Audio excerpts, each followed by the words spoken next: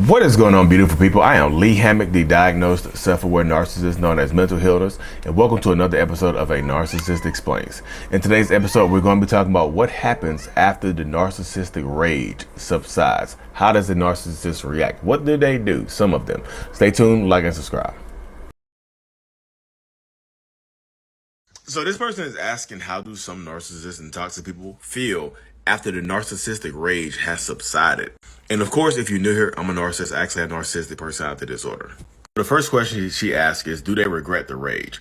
Sometimes they do. If it goes too far, some narcissistic toxic people will absolutely regret how far it went. But they will rarely, if ever, apologize for it. Because look, I've done it now. I'm ashamed of what I've done. So you know what? It's happened, deal with it. For me personally, after a narcissistic rage outburst incident and whatever, once I calm down, I would absolutely be ashamed of what I did. I'm like, damn, it went way too far. Why did I do that? But my mind, the way my mind works, it would automatically, almost instantaneously start blaming the other person for my reaction. Well, I wouldn't have got mad if they would have triggered me and said this. I wouldn't have got mad and threw that stuff if they wouldn't have done this to me. So you know what? The rage was their fault. They deserved it. Welcome back, y'all. So if you can read the text on the screen, it says, how do they feel after they are done raging? Like, do they regret it? How long does it take? What is the thought process? So you see a lot of different questions right there, y'all. So we're going to tackle it. So after the rage has subsided. So me personally, this can go for other narcissists as well, but not all of them. Every narcissist is going to be different. So me personally, after a rage incident, there is a lot of shame. First, it's like a super, it's a super high of rate. Sorry, y'all. It's a super high of rage and anger and whatever other emotions that I have been feeling in that moment while I'm screaming and yelling and doing whatever. You know what I mean? And narcissistic rage doesn't always go towards the significant other or the kids, y'all. Narcissistic rage can come out in a bar, in school, in class, at work. Is not limited to home, behind the scenes. Sometimes that narcissistic rage can come out in public. You mean against strangers, against other people, like in the clubs and things like that.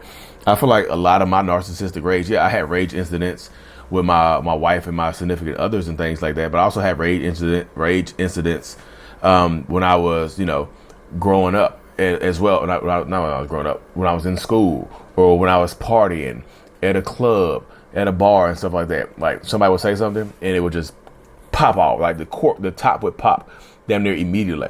Boop. And I would go crazy, yelling and screaming or whatever. But after the yelling and screaming subsides, regardless of the situation that I was in, I would feel embarrassed, y'all, a lot of times, especially if other people were around, other people I didn't know, or even, but like I said, especially if other people are around, but not limited to. Like, I didn't need other people around to feel embarrassed or ashamed of what I had done or what I had said, or what had transpired. You know what I mean? I would just do that all on my own, and I would beat myself up and just be like, dang, you can't, like, this is me talking to myself. This is my inner dialogue right here, y'all. Or monologue, whatever you want to, because I'm talking to myself. But so my mind, I would just say, yes, I close my eyes to get bored deep into thought. Yeah, I know people, hey, why do you close your eyes? So I want to focus on my thought and what I say to myself in those moments. And not just like I'm closing my eyes to just like my eyes hurt. I'm just closing my eyes so I want to give y'all true, authentic thoughts. So when I am, it's like me keying into the narcissistic part of me. So when the rage subsides and the shame kicks in, I tell myself, like, you are so damn weak. You can't even control your emotions, not the rage out like that. You are pathetic. You should be ashamed of yourself. You know what I mean? And this is the stuff I'm saying to myself after the rage has subsided. So typically after my rage incidents, and you might have experienced something similar with the narcissistic person in your life, I go off and be by myself. However long the rage lasts, like the rage can last, it lasts as long as it lasts, y'all. Sometimes the rage can last for hours. They're beating their chest, throwing stuff around, yelling and screaming, calling you names. They can last for a very, very long time. It can last all throughout the night or something like that. But when it ends, y'all, once it ends, typically I would go off to be by myself. My rage incidents would last 10, 15, 20, whatever. But once it ends, I would go off, be by myself. Like I have a split level house. So I would go downstairs and get away from everybody, and just close the door and kind of like sulk and be ashamed and embarrassed. But would I apologize? No, I wouldn't apologize, because now I've said it. I've done it. I felt the need to stand on it. Now I've already said it. I've already done it. So now I need to stand on it and stand by it, stand behind it, things like that. So what do I look like taking it back? You see what I'm saying? What do I look like taking all the stuff I said and done back? Because that's more embarrassing, So after the rage subsides, I would say if the narcissistic person goes off and tries to be by themselves, let them go off and be by themselves, y'all. Don't antagonize them. Don't chase behind them. Don't look for an explanation. Don't look for an apology. Let them go off and be by themselves. And you take this time. If they go off and be by themselves, if they go off and be by themselves, you take this time to yourself to formulate what you want to do next. Is this worth staying in? Is the relationship dynamic worth staying in? Because a lot of people get into these relationships.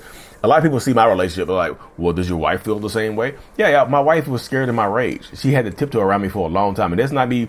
Yeah, am I ashamed of that? Yeah, absolutely. Yes, I'm ashamed of who I was in those situations, to make my wife feel like she couldn't speak her mind, to make her feel like she had to tiptoe around me and stuff like that. That's embarrassing, y'all. As a grown ass man, that's embarrassing to me. So the fact that I had to intimidate somebody not to speak because the way when she spoke, it hurt my feelings, or made me feel ashamed of myself, or made me so angry to the point where I couldn't control myself. That's embarrassing as hell. And I told myself, and I told my therapist, and I've conveyed this to my wife, like, I'm working the rest of my life to not let you feel that way again. And now she speaks her mind. Now we have better communication because she speaks. Does she hurt my feelings sometimes when she speaks her mind? Yeah. But I'm proud of her for speaking her mind. Y'all don't understand. I know this don't mean much to y'all, whatever. But y'all be like, but this, you proud of her? Yeah, I'm proud of her for speaking her mind because she's strong as hell.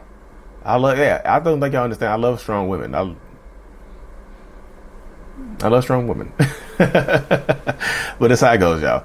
It's attractive to me to have a strong woman. But you broke her, Lee. Yeah, I didn't. I told y'all that. You mean I definitely contributed to that. But yeah, after the rage subsides, take that time. Yeah, use that moment for peace. Because sometimes after the rage subsides, they'll come back for round 2 or round 3 of the rage, especially if they feel like they didn't get their point across, or you're still because sometimes you're going back and forth with them. So sometimes y'all combative, so it goes back and forth. Y'all can, it's kind of like playing Mortal Kombat. Round 2, fight. You know what I mean? Y'all get back to another rage incident. So sometimes they can come back for round 2 or 3, just depending on their mood and things like that. Sometimes after the rage subsides, they'll give you the silent treatment. They'll absolutely give you the silent treatment and start to ignore you. Because, one reason they do that, because, yes, to punish you or whatever. And the other reason, like I said before, because they're embarrassed.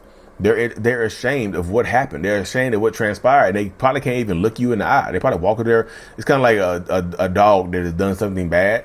A dog that has done something bad that knows it's done something bad. He like sticks his tail between his legs and keeps his head down and avoids you. You know what I mean? That's what happens sometimes when you deal with narcissistic people. Yeah, I know y'all hear my cat in the background. My cat has like super separation. Like the cat, I love this cat. It's a cool cat. He's like it's a cool cat. Black cat, of course. You know what I mean? Lee, it makes sense that you have a black cat because black cats are devils and demons, and so are you. Bye. But that's how it goes, y'all. Watch out for rage, because certain things can, whatever. If you're going to stay in a relationship with narcissistic people, I know people just like, you just tell everybody to leave. I don't tell everybody to leave, y'all. I tell people to make the best decision for you as safely as possible. So if you can't leave, or you choose to stay in a relationship with a narcissist, you have to learn. You have to learn them. You have to learn what triggers them. So you have to learn how to walk on eggshells correctly. And that sounds like you're diminishing your quality of life to do that. You know what I mean? It just does. It just sounds like you have to diminish yourself to stay in a relationship with them. You have to diminish. You have to lower your expectations. You have to lower your standards. You have to lower who you are to be in this relationship. You can't say what you really want to say because you get into an argument. You start fussing and start fighting. So you have to learn what triggers them. You have to. And again, if they're recommended for me, I'm not telling everybody to leave. You have to choose what life you want to live. It's your life. It's not my life. You have to choose what life you want to live. So you have to stay empowered. You have to stay as strong as you possibly can. You have to do what's best for you. But anyways, y'all, thank y'all for tuning in to another episode. Like and subscribe for more. And as always, mental illness is out. Peace. Happy New Year. Happy New Year's Eve. Peace.